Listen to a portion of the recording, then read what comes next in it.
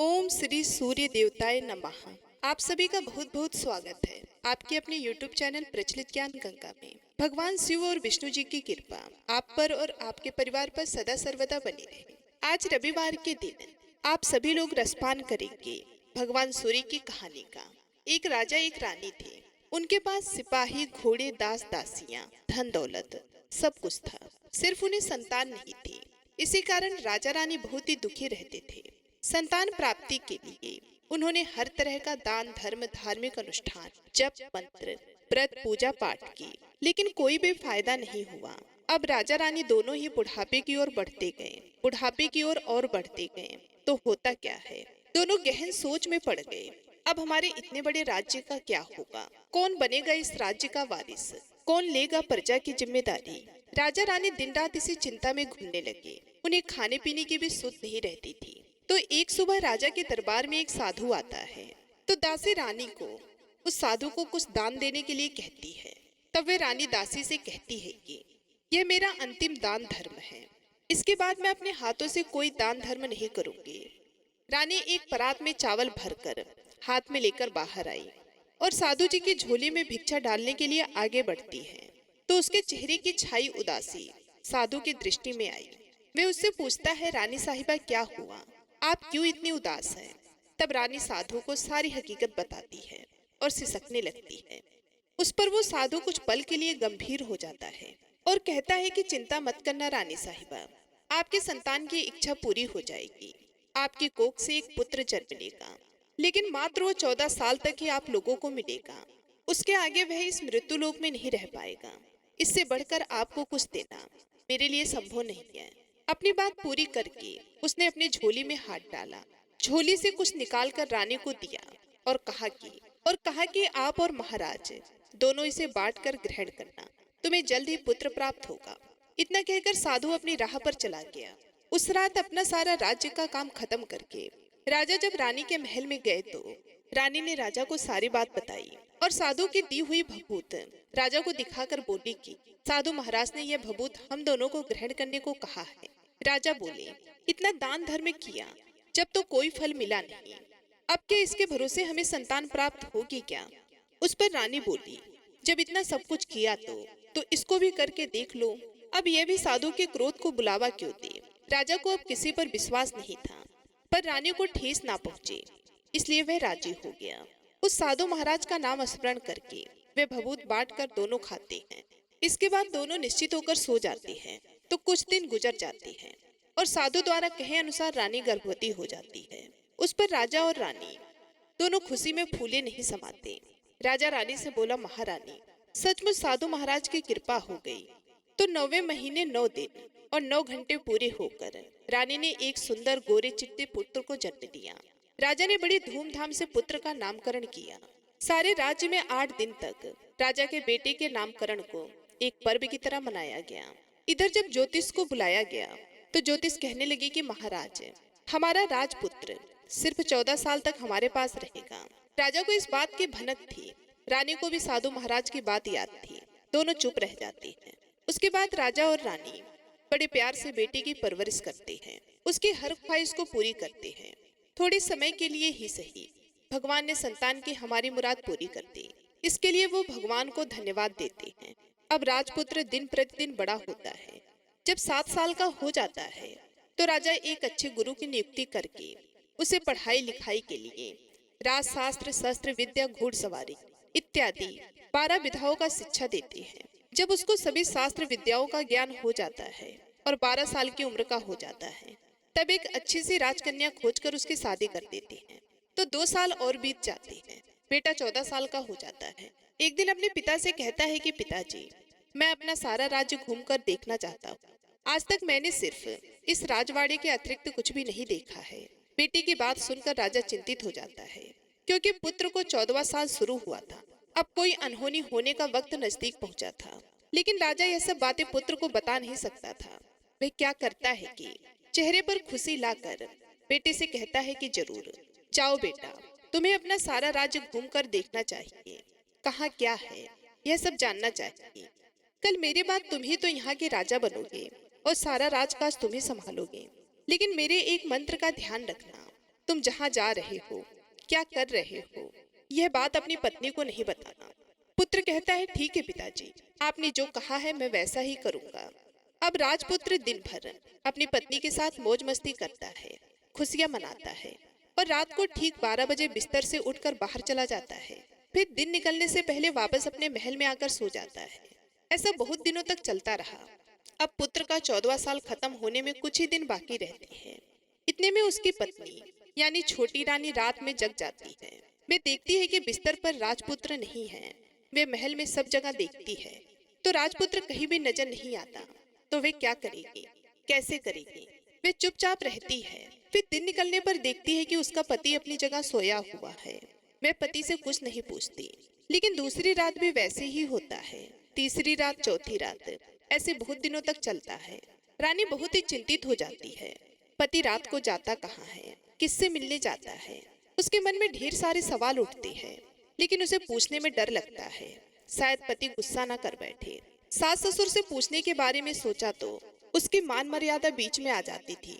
इसी तरह वे मन ही मन कूरती रहती है। इस हालात में उसे खाने पीने में भी दिलचस्पी नहीं होती। वे दुबली पतली हो जाती है। तो उस राज्य में एक फूल बेचने वाली एक बुढ़ी मालिन थी। वे हमेशा छोटी रानी को फूल देने उसके महल में आती थी। उस बुढ़िया का ध्यान छोटी रानी पर जाता है। वे उससे पूछती है कि बेटी, तुम्हें किस बात का दुख है? तुम इस तरह सूख कर कांटा क्यों बनी हो? उस पर रानी कहती है, क्या बताऊं तुम्हें अम्मा, तुम्हारा राजपुत्र हर रात बिस्तर पर से उठकर कहीं चला जाता है और सुबह भर होते ही वापस आकर सो जाता है। वे कहाँ जाता है? प्रेमिका से मिलने जाता है क्या? ये सोच सोच कर मैं अन्न जल ग्रहण नहीं कर पाती और सूख सूख कर इस तरह कांटा बन गई। फिर वे बुढ़िया मालिन उस छोटी रानी को एक उपाय बताती है।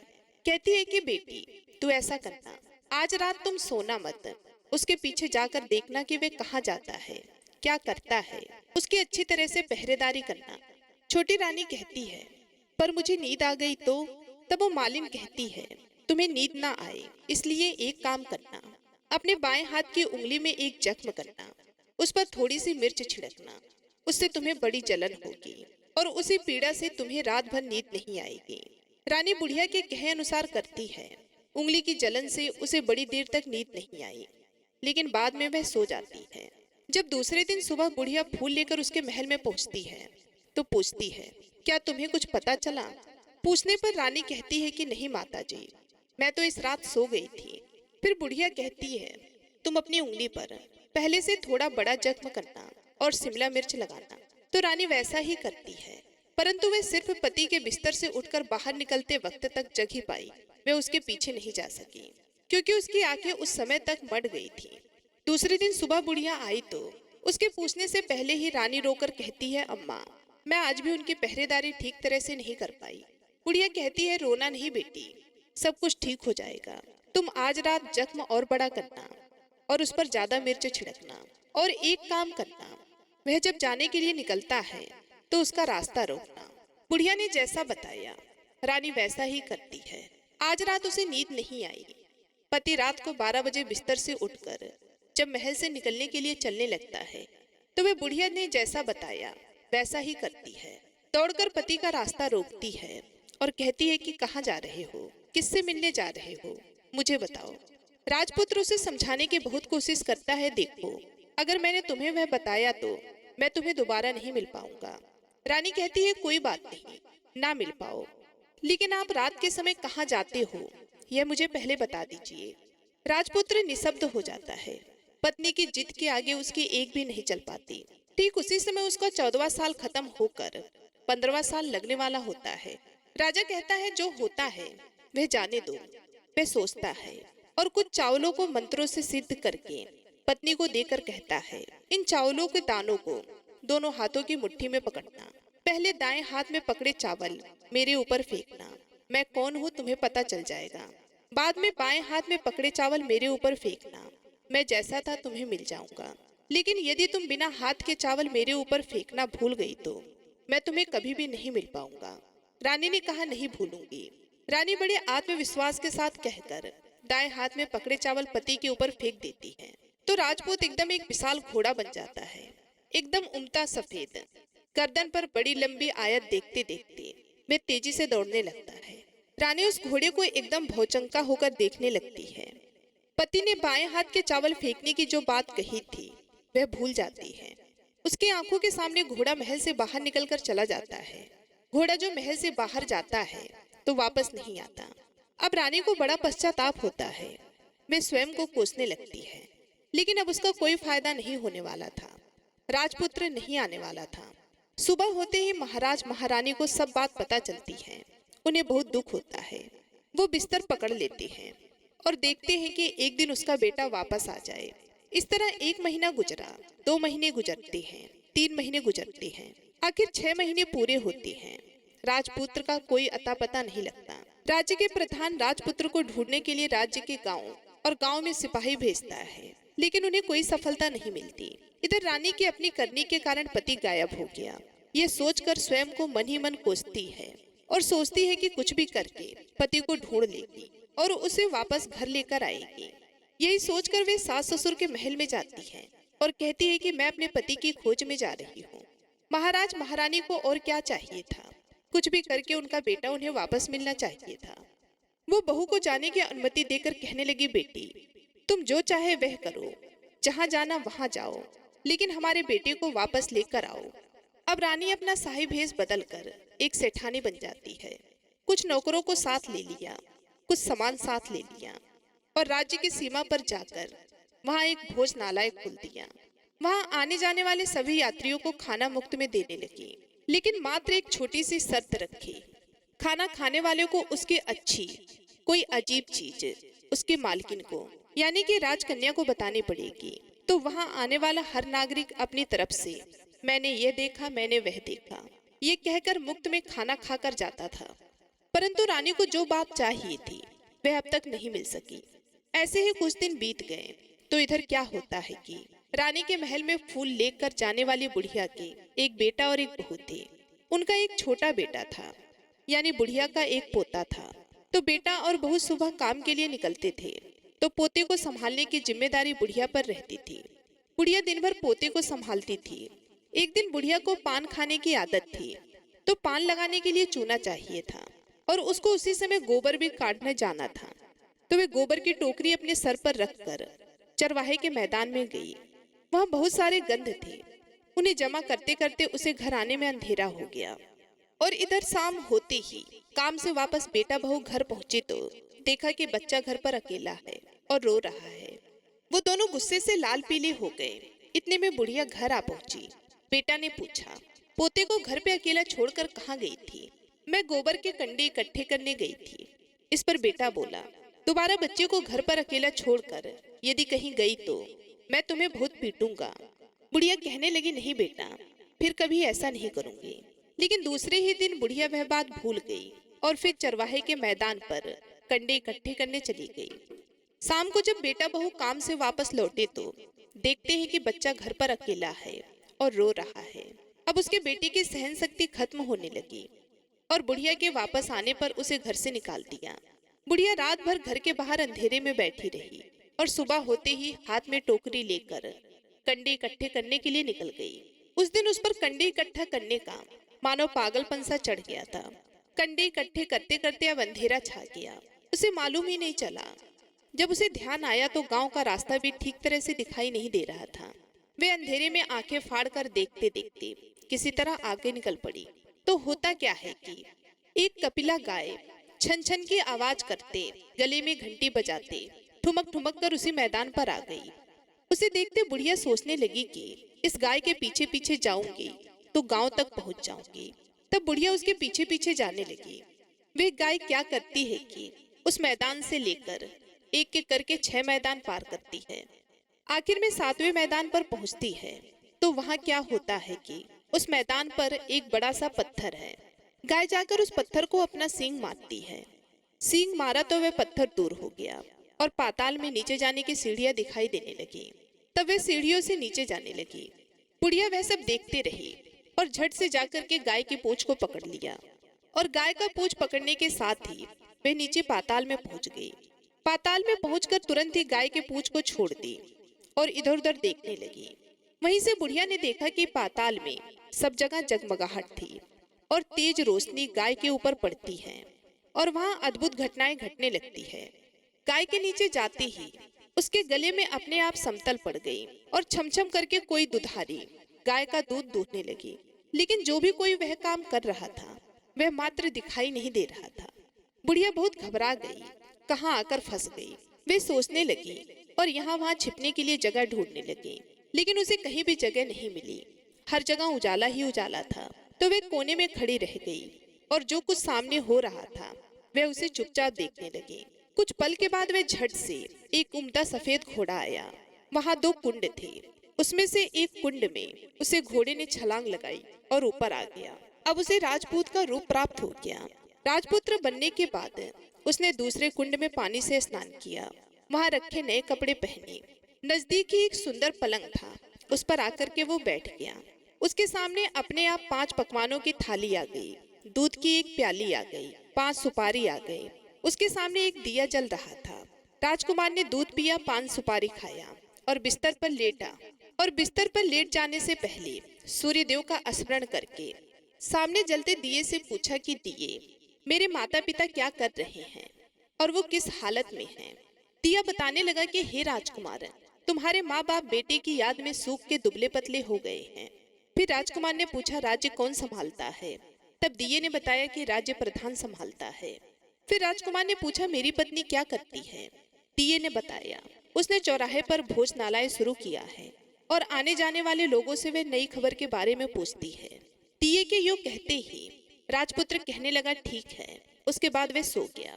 बुढ़िया कोने में खड़ी रहकर यह सब देखती रही। ऐसे अद्भुत घटना उसने जिंदगी में पहली बार देखी थी। उसे अंदर ही अंदर चुलबुलाहट होने लगी। वह अपनी भूख प्यास भूल गई और आगे क्या होता है कि उसे उत्सुकता से देखने लगती है। लेकिन उसके बाद और कुछ घटनाएं नहीं घटती। रात गुजर गई और सुबह हो गई। सुबह होने पर पलंग पे सोया पुत्र उठा, फिर से पहले वाले कुंड में छलांग लगाया तो अब वह फिर से घोड़ा बनकर कुंड से बाहर आ गया और बाहर आते ही वह तेजी से उस पाताल नगरी से बाहर निकल गया। लेकिन वे कहाँ गया, बुढ़िया को कुछ पता नहीं चला। उसके बाद पिछली रात की तरह वही गाय छमछम करके दूध देने लगी। जैसे ही दूध दुहना खत्म हुआ, उसके गले की सांकर अपने आप खुल गई और वे गाय तेजी से ऊपर जाने वाली सीढ़ियों की ओर भागने लगी। गाय को दौड़ता देखकर बुढ़िया सोचने लगी, अब गाय के साथ यहाँ से ऊपर जाना ही समझदारी है, नहीं तो कोई मुसीबत आकर मेरे ऊपर टपक जाएगी। झट से उसने गाय की पूंछ पकड़ ली और गाय के साथ ऊपर आ गई। तो वो रास्ता अपने आप बंद हो गया और उसके मुंह पर एक बड़ा सा पत्थर यानी कि पर्वत खड़ा हो गया। ऊपर आकर वह गाय जंगल की ओर निकल गई। इधर बुढ़िया एकदम बावली सी हो गई। उसने पाताल नगरी में जो कुछ देखा वह जल्द से जल्द किसी को बताने के लिए उतावली हो उठी। उसे एकदम याद आया कि नगर की सीमा पर कोई औरत भोजनालय चलाती है और नई बात बताने वाले को अच्छा खाना पीना मुफ्त में देती है। और वे सोचने लगी कि क्यों ना मैं यह बात उस औरत को जाकर बताऊं। यदि उसे यह बात पसंद आई तो बाकी जीवन खाने पीने की झंझट से मुक्ति मिलेगी। बुढ़िया ने मन में तय किया और तुरंत ही उस भोजनालय के द्वार पर जाकर खड़ी हो गई और जोर जोर से नगाड़ा बजाना शुरू कर दिया। नगाड़े का इस तरह शोर सुनकर मालकिन यानी कि छोटी रानी मन में प्रसन्न हो जाती है कि शायद कोई बड़ी बात लेकर यहाँ आया है। रानी सिपाहियों को आदेश देती है कि जाइए और जो कोई आया है उसकी अच्छी खातिरदारी कीजिए। आदेश पाते ही सिपाही नीचे दौड़ गए तो एक बुढ़िया नगाड़ा बजा रही है। उन्होंने पूछा, क्यों रे बुढ़िया, क्या हुआ, क्यों नगाड़ा बजा रही हो? बुढ़िया बोली, कुछ नहीं बेटा, यहाँ खाना मिलता है ना, इसलिए आई हूँ। खाना चाहिए, मिलेगा, लेकिन तुझे कोई नई बात बतानी पड़ेगी। हाँ बताऊंगी, एक बात मालूम है मुझे। इस पर सिपाही उसे अंदर लेकर आए। उनको मालकिन का आदेश था कि जो कोई बूढ़ा बुजुर्ग वहाँ आए उनके साथ अच्छी तरह से पेश आना, अच्छी तरह से उनका देखभाल करना, अच्छी प्रकार से उनका अतिथि सत्कार करना। तो सिपाही ने उस बुढ़िया का भरपूर आदर सत्कार किया। उसे बड़ी सी थाली भरकर व्यंजन परोसते हैं। बुढ़िया कुछ दिनों से भूखी थी, वे खाने पर टूट पड़ी। खाना खाने के बाद सिपाही ने उसे नई साड़ी पहनने को दी। उसके बाद उसे लेकर रानी के पास आए। बुढ़िया और रानी तुरंत एक दूसरे को पहचान गई। बुढ़िया बोली, बेटी तुम? और रानी बोली, अम्मा तुम? बड़ी देर तक दोनों बातें करती रही। तब रानी बुढ़िया से कहने लगी, अम्मा अब बताओ तुम्हें क्या नई बात पता चली है? बुढ़िया कहने लगी, नई बात? मैं कोई नई बात नहीं जानती। वह तो मेरे पास तुम्हें देने के लिए खाने के पैसे नहीं थे, इसलिए मैंने झूठ कहा और नगाड़ा बजाया। रानी ने कहा, अम्मा घबराना नहीं, मैं किसी को तुम्हारा नाम नहीं बताऊंगी। फिर भी बुढ़िया मैंने क्या देखा कब देखा करके आनाकानी करने लगी। इस पर रानी कहने लगी कि देखो अम्मा, यदि तुमने मुझे वह नई बात बताई तो जिंदगी भर मैं तुम्हारी देखभाल करूंगी और तुम्हें रानी माता की तरह रखूंगी। अब बुढ़िया बात बताने को तैयार हो गई। उसने जो कुछ उस 4 गांव वाले मैदान पर देखा था वह सब कुछ रानी को बता दिया। बुढ़िया की वह बातें सुनकर रानी को यकीन हो गया कि वह राजपुत्र इसी का पति है। वे तुरंत बुढ़िया से कहने लगी, अम्मा मुझे उस जगह पर ले चलो। बुढ़िया कहने लगी, नहीं बेटी, वह पाताल राज्य साफ है। यदि किसी ने तुम्हें देख लिया तो तुम्हारी जान खतरे में पड़ सकती है। लेकिन रानी उसकी एक भी नहीं सुनती, उसे उस जगह ले जाने के लिए कहने लगी। आखिर में बुढ़िया ने उसका कहना मान लिया और कहने लगी, ठीक है, मैं तुम्हें वहां लेकर चलती हूँ, पर आज नहीं कल वहां जाना है और शाम को जाना होगा। तो दूसरे दिन दोपहर को रानी बुढ़िया के साथ उसी मैदान पर गई और एक जगह छुप करके गाय के आने का रास्ता देखने लगी। दिन ढलते ही अंधेरा छाने लगा और गाय हमेशा की तरह उस मैदान के पास आ गई। फिर बुढ़िया और रानी ने उस गाय के पूंछ को पकड़ लिया। गाय ने फिर एक मैदान पार किया, दूसरा मैदान पार किया। इसी तरीके से वो तीनों मैदान को पार करके चौथे मैदान पर पहुंच गई और जहाँ पे वो पत्थर रखा था उस पत्थर पर सींग मारा तो पत्थर हटकर वह सुरंग में जाने का रास्ता खुल गया। बुढ़िया रानी से कहने लगी, जल्दी आगे बढ़ो, हम गाय की पूंछ पकड़कर नीचे उतरेंगे। तो दोनों ने गाय की पूंछ पकड़कर नीचे उतर गई। बुढ़िया पहले जिस कोने में छिपी थी उसी कोने में छिप गई। अब नीचे सब कुछ पहले जैसा घटित हो रहा था। गाय के गले में अपने आप साकड़ पड़ गई। कोई अदृश्य रूप से एक घोड़े ने आकर एक कुंड में छलांग लगाई तो राजपुत्र के रूप में उत्पन्न हो गया। वह राजपुत्र दूसरे कुंड में नहाने लगा। बाद में उसके सामने खाने की थाली आ गई, दूध की प्याली आ गई। सोने के लिए पलंग पर गया तो सोने से पहले सूर्य देव का स्मरण करके वे दिए से पूछने लगा कि हे दीपांकर, मेरे माता पिता क्या कर रहे हैं? तो दिया कुछ जवाब नहीं देता है, बल्कि वह बुझने लगता है। तब राजपुत्र को कुछ आभास होने लगता है। इसका संदेह हो गया। वह उदास हो गया और सोचने लगा कि जो कुछ हुआ है वह जाने दो। ऐसा सोचकर सोने के लिए बिस्तर पर लेट गया। अब रानी का संयम छूट गया। वह दौड़कर पति के पास गई और उसके पैर पकड़ने के लिए आगे बढ़ने लगी। राजपुत्र तुरंत ही अपनी पत्नी को पहचान गया। वह झट से पीछे गया और चिल्लाने लगा, नहीं नहीं। दोनों हाथ जोड़कर पति से अपनी भूल स्वीकार करने लगी। स्वामी, मुझसे भूल हो गई। मुझे आपसे नहीं पूछना चाहिए था, आप रात को कहाँ जाते हो? मैं अपनी भूल स्वीकार करती हूँ। मुझे मेरी भूल की सजा मिल गई है। अब आप घर चले। आपके वियोग में आपके माता पिता ने बिस्तर पकड़ लिया। आपकी प्रजा भी बहुत दुखी है। उस पर राजपुत्र कहने लगा, वही तो, एक बार तुम गलती कर बैठी हो, अब दोबारा मत करना, नहीं तो अब मैं तुम्हें जो दिख रहा हूँ वे कभी दिखूंगा नहीं। रानी अब विलाप करने लगी, जोर जोर से जमीन पर सर पटकने लगी। राजपुत्र के मन में उसके प्रति दया उत्पन्न हो गई। वह उसे कहने लगा, यदि तुम मुझे पाना चाहती हो तो तुम्हें एक काम करना होगा। काम कठिन है, लेकिन वह तुम्हें अकेले करना होगा। रानी ने कहा, कहो स्वामी, कितना भी कठिन काम हो मैं वह पूर्ण करूंगी। रानी कहने लगी। इस पर राजपुत्र ने उसे बताया, इस पाताल से ऊपर जाते ही तुम्हें एक घना जंगल नजर आएगा। ऐसे 6 जंगल पार करने के पश्चात 7वां जंगल मिलेगा। वह जंगल सबसे घना है। उस जंगल में बीचों बीच एक पीपल का पेड़ है। उसके आसपास की जगह पेड़ पालों, कांटे इत्यादि से ढक चुकी है। वहां बाघ, शेर, भालू, सांप सभी धमा चौकड़ी करते हैं। तुम्हें उन सबको भगाकर वह जगह साफ करनी है। तुम्हें उस जगह को ऊपर से लीप करके पवित्र बनाना है, रंगोली से सजाना है। उसके बाद वहां धूप, कपूर, अगरबत्ती जलानी है। फूल, कुमकुम से पेड़ की तने की पूजा करनी है। दूध दही से बने चावल का भोग चढ़ाना होता है। यह सब तुम्हें दोपहर को 12 बजे से पहले करना है। 12 बजने के समय तुम्हें उस जगह पर बैठकर सूर्य भगवान का ध्यान करना है। ठीक 12 बजे सूर्य भगवान का रथ वहां उतरेगा। वे वह सब देखकर खुश हो जाएंगे और कहेंगे कि जिस किसी ने यह सब किया है उसे मैं मनचाहा फल दूंगा। तो तुम्हें उनके सामने जाकर उनके रथ का दाहिना घोड़ा मांगना है, मैं तुम्हें मिल जाऊंगा। इतनी बात कहकर राजकुमार अपने पलंग पर सो गया। छोटी रानी दिन होने की राह देखने लगी। दिन होते ही वह बुढ़िया के साथ गाय की पूंछ पकड़कर ऊपर आ गई। ऊपर आने के बाद वह बुढ़िया से कहने लगी, अम्मा, अब मैं अकेले ही आगे जाऊंगी, तुम भोजनालय वापस जाओ। वे जंगल में जाकर रानी उस जगह को साफ करती है।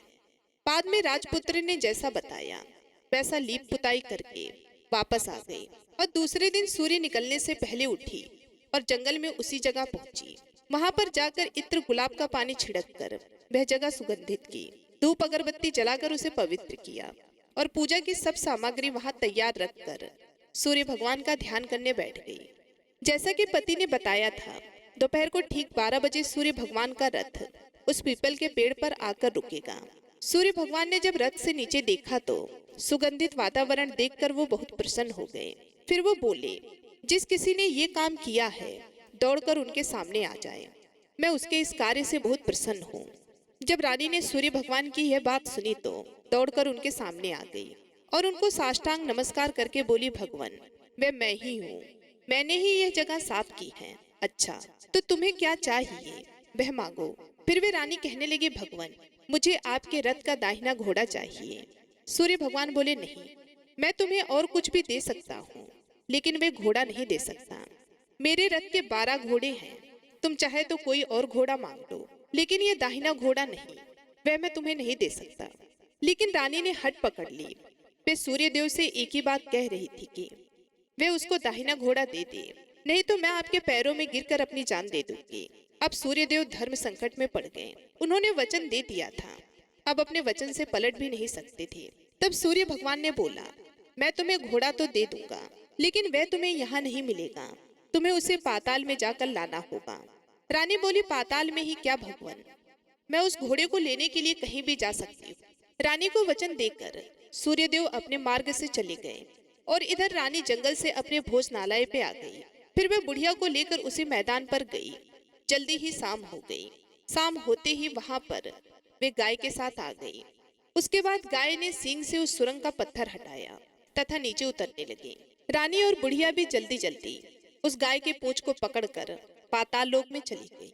लेकिन आज एक नई घटना घटी। उन दोनों ने देखा कि उस राजपुत्र के सामने 2-2 खाने की थाली, 2-2 दूध की प्याली उसके सामने आए।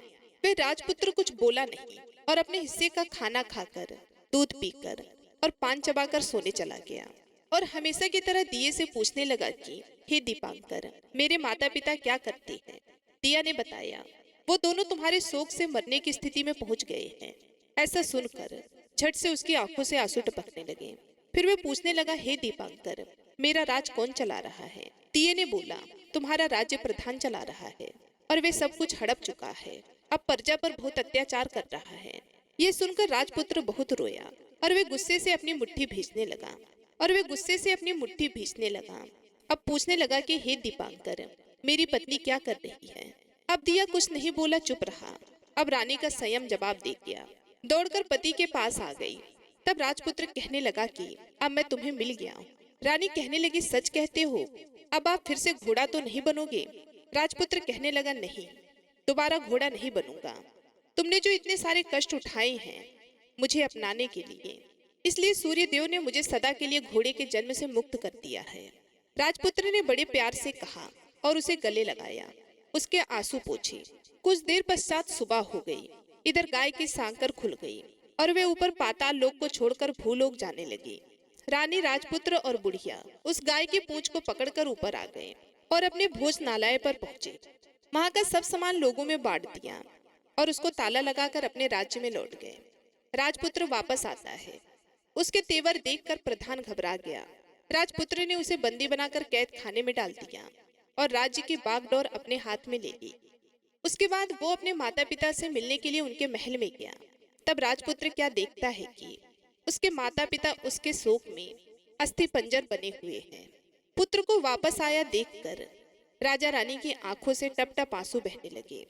उन दोनों ने पुत्र को गले लगाया, उसे प्यार से सहलाया। इतना होने के बाद उनके सेहत में एकदम सुधार आने लगा। वो अब बिस्तर से उठकर बैठ गए, पुत्र को आशीष देने लगे। राजपुत्र के आने की खबर तुरंत राजभर में फैल गई। प्रजा खुशी से फूली नहीं समाई। प्रजाजन राजमहल के सामने इकट्ठे हो गए। राजपुत्र ने भी उन्हें दर्शन दिए।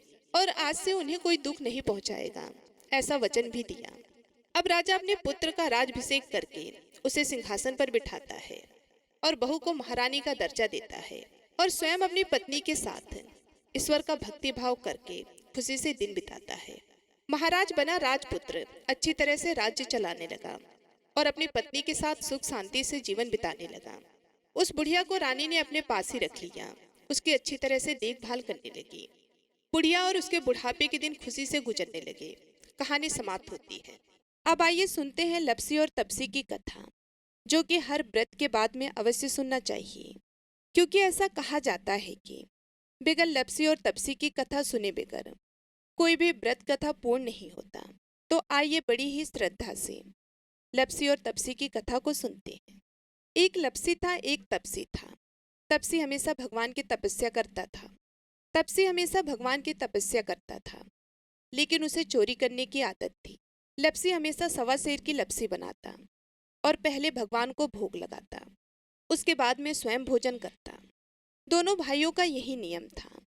तो एक दिन किसी बात को लेकर दोनों में कहासुनी हो गई। तो तपसी बोला कि मैं रोजाना भगवान की तपस्या करता हूँ, इसलिए मैं बड़ा हूँ। तो लप्सी बोला कि मैं रोज भगवान को सवा सेर की लप्सी का भोग लगाता हूँ, इसलिए मैं बड़ा हूँ। ऐसा कहते हुए दोनों जोर जोर से लड़ने लगे। तभी वहां से नारद जी गुजर रहे थे। दोनों को लड़ता हुआ देखकर वहां आए और उनसे पूछा कि तुम दोनों क्यों लड़ रहे हो। तो दोनों ने अपने आप को बड़ा बताया और साथ में बड़ा होने का कारण भी बताया। तो नारद जी बोले कि मैं तुम्हारा फैसला कर दूंगा, कल आऊंगा, बता भी दूंगा कि तुम दोनों में से कौन बड़ा है। दूसरे दिन लप्सी और तपसी नहाकर अपनी रोज की भक्ति करने आए। तो नारद जी ने छुपकर 1.25 करोड़ की एक एक अंगूठी उन दोनों के आगे रख दी। जैसे ही भक्ति करते हुए तपसी की नजर उस अंगूठी पर पड़ी तो उसने चुपचाप उस अंगूठी को उठाई और अपने पैरों के नीचे दबा ली। लप्सी की नजर अंगूठी पर पड़ी, लेकिन उसने ध्यान नहीं दिया। उसने पहले भगवान को भोग लगाया और फिर स्वयं भोजन करने के लिए बैठ गया। थोड़ी देर बाद नारद जी सामने आए। तो दोनों ने पूछा कि अब बताओ, हम में से कौन बड़ा है। तो नारद जी ने तपसी से खड़ा होने के लिए कहा तो वे खड़ा हुआ। तो उसके पैर के नीचे दबी हुई अंगूठी दिखाई दी। तो नारद जी ने तपसी से कहा कि तपस्या तो तुम रोज करते हो, लेकिन इतनी तपस्या करने के बाद भी तुम्हारी चोरी करने की आदत नहीं गई। ये अंगूठी मैंने ही तुम दोनों के आगे रखी थी। मैं ये देखना चाहता था कि तुम दोनों में से किसके मन में लालच है। तो तुझे तो अंगूठी दिखाई पड़ते ही झट से अपने पैरों के नीचे दबा ली। लेकिन लप्सी का ध्यान अंगूठी पर जाने के बाद भी लप्सी ने अंगूठी को नहीं उठाया और ना ही ध्यान दिया। उसने सिर्फ अपने भगवान जी में ध्यान रखा, उन्हें भोग लगाया और बाद में स्वयं भोजन करने लगा। इसलिए लप्सी बड़ा है और तुम्हें तुम्हारी तपस्या का कोई भी फल मिलने वाला नहीं है। जितनी चाहे मर्जी तुम तपस्या कर लो, तुम्हें इसका कोई भी फल नहीं मिलेगा। तो तपसी को यह सुनकर बहुत ही दुख हुआ और वे शर्मिंदा होकर नारद जी से माफी मांगने लगा और कहने लगा, आज तक की मेरी गलती माफ करो और मुझे बताओ कि मेरी तपस्या का फल कैसे मिलेगा। आज के बाद कभी भी मैं चोरी नहीं करूंगा। तो नारद जी ने कहा कि यदि कोई गाय और कुत्ते को रोटी नहीं बनाएगा तो उसका फल तुझे मिलेगा। यदि कोई आदमी ब्राह्मण को भोजन करवा कर उसे दक्षिणा नहीं देगा तो उसका फल भी तुझे ही मिलेगा। अगर किसी को सूत वाली साड़ी अगर हम देते हैं, उसके ऊपर अगर भेंट स्वरूप कुछ रुपए नहीं देंगे तो उसका फल भी तुझे ही मिलेगा। अगर कोई व्यक्ति दिए से दिया जलाएगा तो उसका फल भी तुझे ही मिलेगा। अगर कोई औरत आंगन लीप कर चौका नहीं लीपेगी तो उसका फल भी तुझे ही मिलेगा। यदि कोई व्रत कथा में सारी कहानी सुन ले लेकिन तुम्हारी कहानी ना सुने तो उसका फल भी तुझे ही मिलेगा। उस दिन से हर व्रत कथा और कहानी के साथ लप्सी और तपसी की कहानी कही और सुनी जाती है। दोस्तों, यदि आपको कहानी अच्छी लगी तो कृपया मेरे चैनल को लाइक सब्सक्राइब अवश्य करें और कमेंट बॉक्स में सूर्य भगवान की जय हो ये लिखना बिल्कुल भी मत भूलिएगा। मिलती हूँ अगले वीडियो में, तब तक के लिए नमस्कार।